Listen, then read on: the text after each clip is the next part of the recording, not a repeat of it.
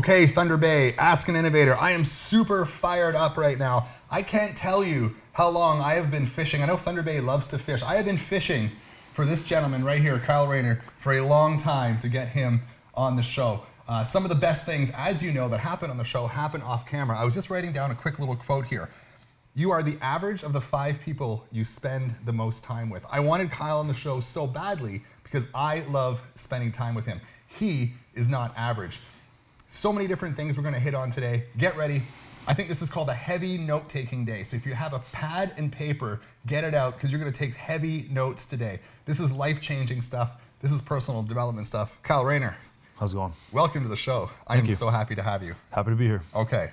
Our first question. We're going to get into all kinds of cool stuff today. Good. Let's dive right into Thunder Bay. Okay. We're in Thunder Bay.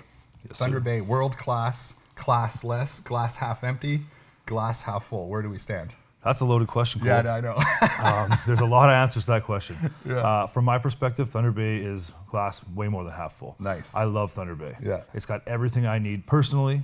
I like the outdoors. I like being active.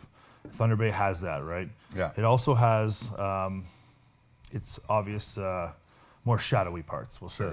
Yeah. You know, Like any city. Any city has that, exactly. Yeah. And I try to explain to people all the time. People say this city's, an issue. We have this issue with that, but it's made more prevalent by social media, I think. Yeah. I think if you step back and kind of live, life one day at a time, Thunder Bay is really not that bad. Yeah. It's not that bad. And I love living here. I love Thunder Bay. I love the people of Thunder Bay. I enjoy going all over town and doing everything from downtown to West Fort. I'm a West Fort boy now. You're a West Fort boy. I'm a West Fort boy. I spent all a lot of time at the Wayland. Yeah, okay, good. And I enjoy Thunder Bay and all of its parts. Yeah. All right, you touched on something that was very interesting. I mean, first and foremost, you are an icon as a young man, already an icon in Thunder Bay in a lot of ways. You have you're brandable clearly. I mean, just kind of look at you. It's just reeks brand me, right? It's amazing. And so the exterior and the interior, to look at you, do you find that Thunder Bay, to look at you, and this is what I find so fascinating about you, is maybe the exterior doesn't match the interior. Do you feel that by people looking at you, do you feel you get judged? And then when you open your mouth, they're kind of like, wow, this dude's smart. Yeah, I think it does happen a little bit, Cole. Obviously, on the exterior with my sport and stuff like that, I get this, rough, tough guy. Like, look, I have tattoos, and I used to have a bald head, and I'm gonna have another one again soon. Right. Just a quick shout out to my friend Andre. He's going through chemo right now, so I'm gonna be shaving my head the next few weeks to support him. Okay, good for you. He's my training partner for years, and I know Andre. He's kicking butt, so he's fighting hard. Wow, so. Good for you. Good shout out, man. Yeah. Good shout out. So I'm excited to get that done. But yes, for sure, I definitely get judged on my exterior, and I think people do get a little bit surprised when I start talking and how I can present myself and talk to people and convey information. Right. So I'm always curious. In the first segment of the show, we always kind of like to stick on the Thunder Bay vibe, the Thunder Bay kind of isms, if you will. So do you think Thunder Bay judges more than other communities? You mentioned something about social media, keyboard cowboys. I don't know. Yeah, yes and no. I think that is a worldwide problem. Yeah, I think it's definitely a worldwide issue. I think people stress way too much what other people are doing and don't mind their own business nearly enough. I think if we all focused on what our goals are and what we're doing and spent more time focusing on that, we'd all be better off, to be honest. I don't think it's a Thunder Bay problem. I think it's a worldwide problem. It's a worldwide problem. I've been spending a lot of time living outside of Thunder Bay. I'm living in Thunder Bay 2 weeks here, and then I'm living in Winnipeg in 2 weeks of the month. And people always say, how's Winnipeg? And I go, Thunder Bay is great. Yeah. That's my answer to how's Winnipeg, is that Thunder Bay is great. I love Thunder Bay. Yeah, me too. Me too. I'm a big fan. All right. Okay. So you're a business owner. You're not now employee versus entrepreneur is a massive and we're going to dive into a lot of this throughout the show. The difference between an employee and an entrepreneur. Why don't you have a JOB? Why do you choose to entrepreneur? I think some people are just made to be told what to do, and they just want to show up, less responsibility, and do what they're told. Have their 9 to 5 or their 7 to 7 or whatever it is, go home, and it's off their plate. I like to be involved in everything, every aspect of my life and my job, I guess you could say, my business. And I never was really one to be in charge of everything, but I'm kind of enjoying being in charge of the success of everything. I like being in control of my own destiny. So being in control of the business controls the destiny of the business, right? So I'm really enjoy that. Yeah, so being in control of your own success, I heard you say that. Yeah. What does being in control of your own failure mean to you? it's a responsibility thing, right? Yeah. You have to be, I preach this to my clients all the time, responsibility, responsibility, responsibility. Yeah. You take responsibility for your actions. Mm-hmm. If something needs to change, you need to change it. If something doesn't need to change, you need to nurture it, right? It's you have to be responsible for your actions and responsible for your successes and your failures. Right, yeah. Is failure a component of success? 100%. Yeah. You have to get knocked down 9 times before you can get up 10, right? Yeah. It's there's always going to be successes and failures. Yeah. Hopefully you succeed more than you fail. Yeah. But yeah, 100%. Failure is definitely an integral part of success. Do you trust entrepreneurs who haven't failed? There are entrepreneurs out there that haven't failed. That's a good question. Yeah. I kind of trust people based on how I interact with them, to be honest. You can tell when someone is hard to trust, we'll say. Sure. Yeah, you get the gut feeling? Yeah. The gut feeling. The gut feeling. Yeah. So, trusting someone who hasn't failed, I don't have anything more to say about that. All right. It's good. I know. I like it. Good. I like these. I like the showstopper questions. Yeah, for sure. It's something to philosophize. You got me a with little that bit one. about. Okay. You got me with that Yeah, one. good. Well, we'll get back to that a little bit in maybe the second or the third segment. Cool. But I do believe that, personally, I believe that failure is a huge part of success. And one of my friends actually once said to me, and one of my mentors actually said to me, Cole, don't trust an entrepreneur with a good credit rating. And I said, why? He goes, they're not trying hard enough. So I guess that's the answer to my own question. That's good. Yeah, good point. Well, good point. or not. I mean, you don't want a bad credit rating. Yep. And if you could get away entrepreneuring with a good credit rating, then obviously you're better off. You're more credible. Yep. Let's bring it back to Thunder Bay. We got about 2.5 minutes in this segment. Let's bring it back to Thunder Bay. If you were to pick any city in Canada to open up a business, Thunder Bay included, where would it be? And now you're in the sports nutrition space. How would you describe the space that you're in? Well, sports nutrition is, nutrition in general is very important for our society. Like everybody, from the best athletes in the world to your average Joe, can benefit from some knowledge on nutrition. Everybody across the board. Unfortunately, our food isn't what it used to be, and what's available to us isn't always healthy options. And everyone is looking for convenience, and convenience is usually not healthy. So nutrition can be vibrant anywhere. I think you could set up in any city. If you're good at what you do, I could go anywhere and have employment. Yeah. Basically, that's the way I look at it. If it didn't work here and I had to go somewhere else, I could definitely do that. But as far as what city I would like to be in across Canada, I don't think I have enough knowledge on the market to tell you that. To be honest, I think I'm doing great here. And I'm really happy with how it's gone. And I don't think I'm leaving anytime soon. So I'm going to be. I haven't really looked into what would be, if I were to go to Quebec or Montreal or Vancouver or something like that, of the market there. To be honest, I haven't looked into it. And you have a new business. Yep. It's just opened within the last couple. By the time this show airs, it may have been open for a few weeks already. Cool. We have about 45 seconds left or so. We're gonna dive into some of the emotions that you're feeling right now. So you literally opened up technically a business yesterday. What are we today? April 24th. Yep. You opened up a business yesterday. As an entrepreneur, as a risk taker, what if you were to have one emotion that you're feeling outside of the lights and the cameras and all this? About opening up your business, what do you think it would be? It's relief, man. I've been working on this. Relief. I've been working on it for 5 months. I've been working up to 20 hours a day. That sounds ridiculous, but it was ridiculous. Relief.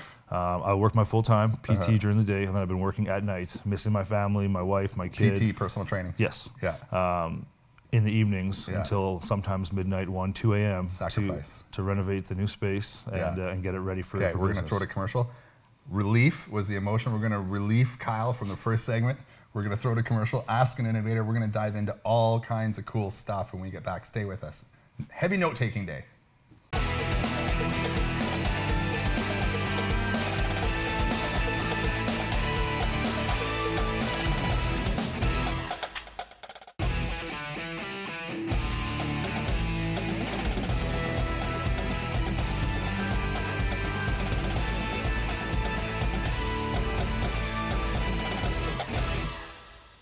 Welcome back to Ask an Innovator. We are April 24th today. This gentleman just opened a business, a brand new business yesterday. This is really exciting. So Kyle is buzzing right now. If you can't see it, he is buzzing. He is feeling a sense of relief from cracking the door and opening up. One of the best things, and I always say this, that happens on this show is what happens off camera. After filming the first segment, and let's be honest, coming into a new environment with cameras and lights can be kind of a bit overwhelming. Kyle's killing it, obviously. After the first segment and the cameras went off, Kyle walked away as if like, a strong man just does a 1 rep max and then walks away from the bar. He walked away from the table and just shook it off.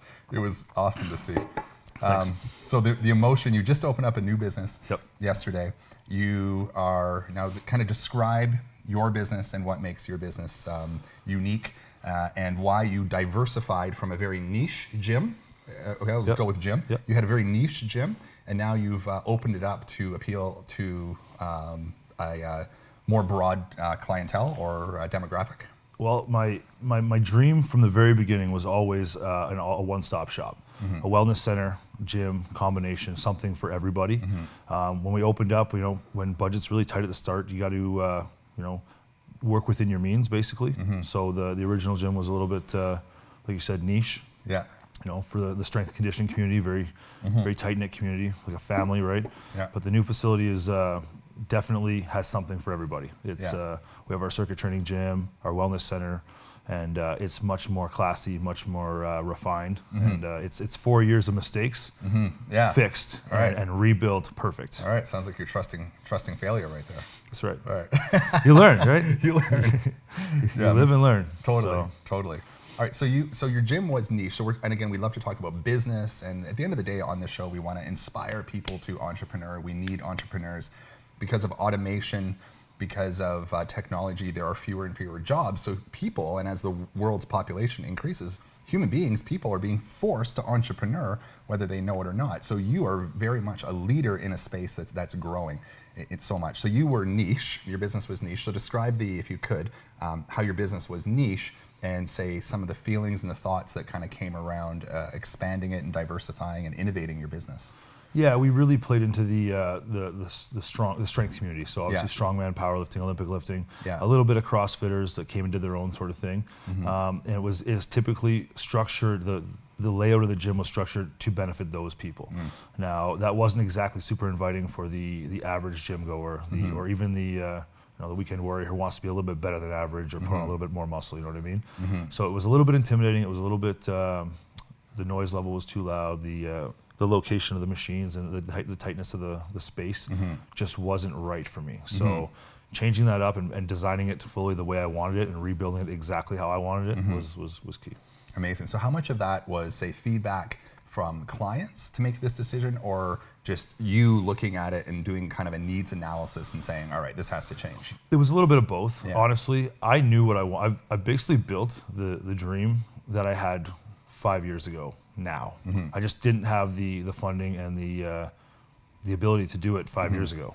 So I've actually built the dream I had originally now, and it's working exactly the way it's supposed to. Yeah. Now. Let's just kind of branch off. We have a few minutes. Let's branch off into funding. I mean, this is something we love to talk about on this show. Money, I always say, describe one emotion, good, bad, or otherwise, that isn't inherently tied to money. One life event, good, bad, or otherwise, that isn't inherently tied to money. We may want to admit it, but it's real. There's some fear surrounding about that. So financing your business. I mean, how did you go about financing your business?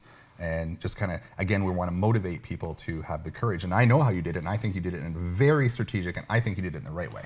Yeah, I didn't take loans. I thought about applying for grants and stuff like that, but I didn't end up doing it. I kind of looked into it.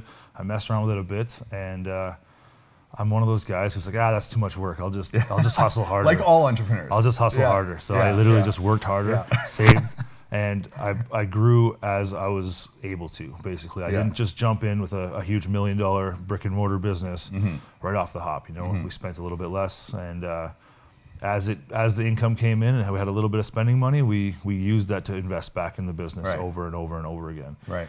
And that's kind of the way we went with it. One thing that blows my mind and blows the minds of other people who are not entrepreneurs is the entrepreneur's hours of operations. And you touched on it in the first segment. Some sacrifices, relief, some sacrifices you've made.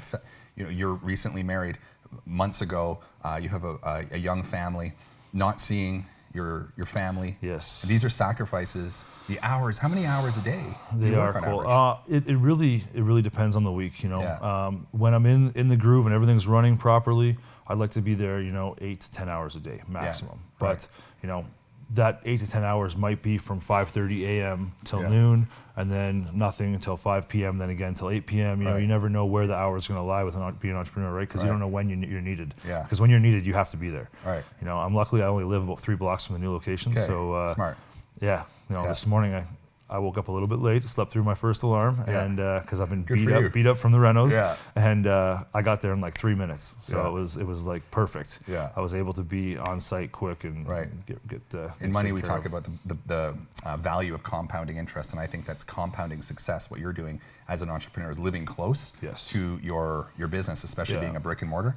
Is that's compounding your ability to win. Yeah, for sure. I can get home and get a break really fast. I can get back to work really fast. It's beneficial on both ends. That's good advice for anyone that's in the brick and mortar space. Yeah. Now I want to kind of get real a little bit here. So you said 8 to 10 hours a day.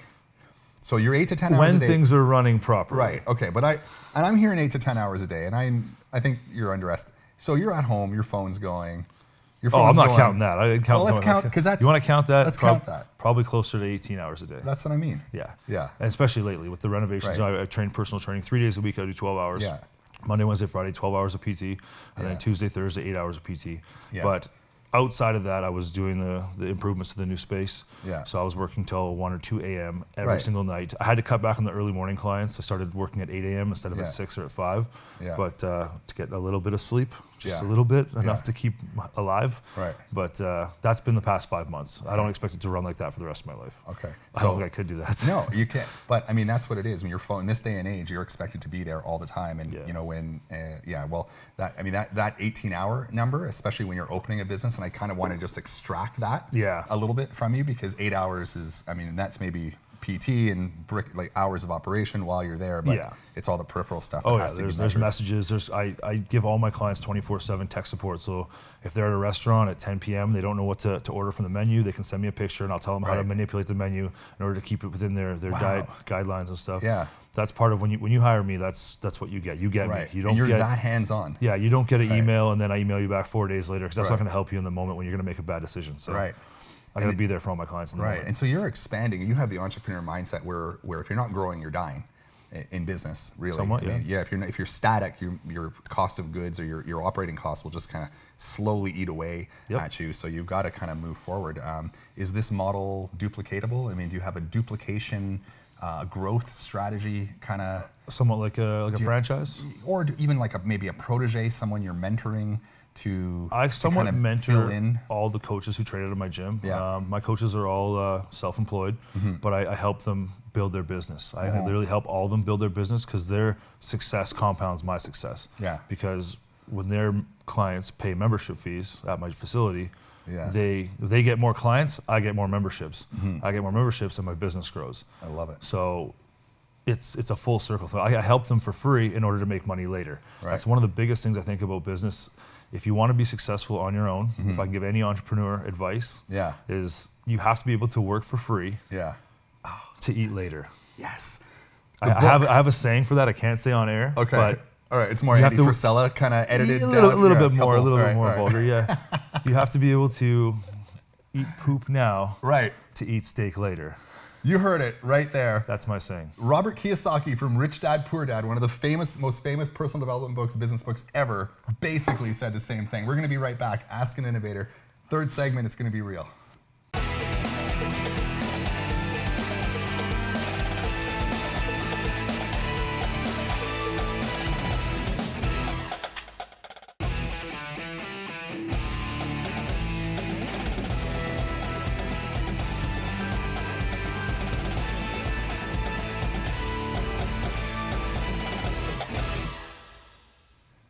We're back.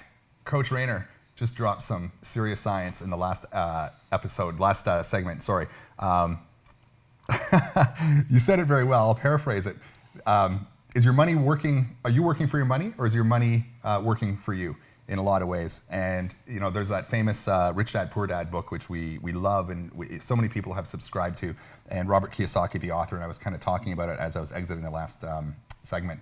he basically says that it's vital that you pay yourself nothing. So it encourages the entrepreneurial, the true innovative entrepreneurial spirit to come out and find and extract success. 100%. Your success has fundamentally been around results. Yep. Results, client-driven results. Yep. You wouldn't be able to expand and afford to expand your business, open up a brand new gym, had you not had results.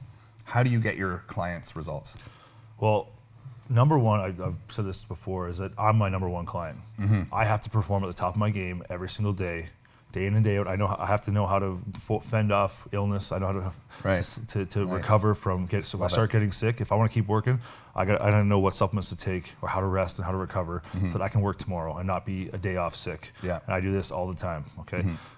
So being in shape yourself, taking care of yourself is number one. So I would say I'm my number one client. I'm my number one walking billboard. But my other clients are also walking billboards for me, right? So got to make sure they get well taken care of as well. Yeah. So if I could only give you a tool belt, if I gave you a tool belt and in the tool belt there was only two tools, one was exercise and one was diet. Yep. Is this an unfair question? I don't think so. Okay. What would you choose to work with day in and day out? Diet or exercise? I have one or the other? That's all you have. Now it's an unfair question. That's a tough one. Yeah. It could be answered in so many ways because diet is extremely important. But for me personally, exercise is an outlet.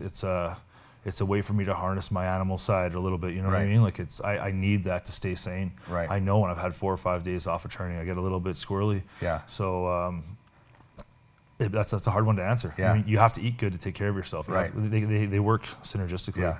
You know what I mean? I knew it was there was another hard question. That's like saying you don't want food or sleep. Right. You need both. You can't have one without the other. Well, you shouldn't have one without the other. Fair. That's nice. I like that. A lot of people live that way and they shouldn't. Right. Yeah. And you see people eating like garbage and then rationalizing it by just kind of pulling 2 hours in the gym. Yeah. It doesn't really necessarily work. It works if you don't want to change. If you don't want to, right, fair enough. I like that. You said something really interesting that I really loved about being squirrely. How would you describe the effect that going to the gym, lifting weights, doing cardio, whatever it is, how would you describe, what does that do physiologically, emotionally to the body? Why do you feel better after the gym? Well, it's obviously an endorphin thing, right? It's there's a lot of things in life that give us pleasure, that work on the brain chemicals that make things. And for me, exercise is one of those things that I love to do. Yeah. Other people have yoga, other people have cycling or whatever they do. Those aren't my things, but it doesn't mean it doesn't cause that same reaction in their body, right? So, sorry, I forgot your question. No, you basically nailed it. Okay. Yeah, you basically nailed it. Absolutely. So if you had to choose, again, take the tool belt. Again, if you had to choose in that tool belt, if you had to choose weightlifting, now as a general, not for you, but just as a general kind of a approach to for the general population, general public. Okay. If they had only one type of exercise to do, would it be spinning? Would it be yoga? Would it be weightlifting? Would it be CrossFit? Gotcha. Rowing? Got you. Is there one size fits all? I think my answer is obviously going to be biased towards my approach, but I think if you look at the physiology of it and the fundamental, if you break it down, lifting weights, they don't have to be extremely heavy, but exercising with resistance is the answer because they all do the same thing. They all elevate your heart rate. They all burn extra calories. They all cause the same physiological adaptations. But the only one that's going to make you, in my mind, live longer and live a better life is weight training, resistance training. Yeah. Because when you have more muscle, you can perform your daily tasks easier. You're not going to get hurt picking up a box in your closet or whatever you're doing. Cycling doesn't help you do that. Running doesn't help you do that. Yes, they help your cardiovascular aspect, your heart, but so does having very minimal break periods between sets when you're weight training. So you can hit every aspect with resistance training as opposed to just training cardiovascularly or just training extremely heavy with the weights. Right. So weight training, and then let's render down weight training a little bit more. It's how you manipulate your weight training will make it most effective for whichever aspect you want to get better at. Yeah, I was watching a YouTube video a little while ago, and this fairly well-received kind of fitness guru, weightlifter, was suggesting that there's the two best exercises in the world to do weight-wise are essentially, he was saying, front squats and dips. Is there one movement that's better? Like the squat seems to be. I do a seminar. I call it Big on the Basics. I've been doing a couple of gyms in the surrounding area, and I do this seminar. It's a 2-day seminar, and it's called Big on the Basics. So basically, I teach the basic movements and why I'm big on those basic movements, because they hit their compound movements. They hit the most amount of muscles with the least amount of time in the gym, because everything nowadays is based on convenience and limited amount of time. Right. Okay. So being big on the basic movements is very important. Yeah. That's the fundamentals of our Strong Fit program too. It's the overhead press, the squat, the deadlift. Right. It's the big on those big lifts, and that's basically it, because it's the most effective bang for your buck time-wise. Yeah. That being said, if I had to pick one exercise, and I've said this to all my clients, it's flipping a tire. Oh, okay. It sounds ridiculous. It sounds ridiculous, but flipping a tire can be done cardiovascularly in longer sets.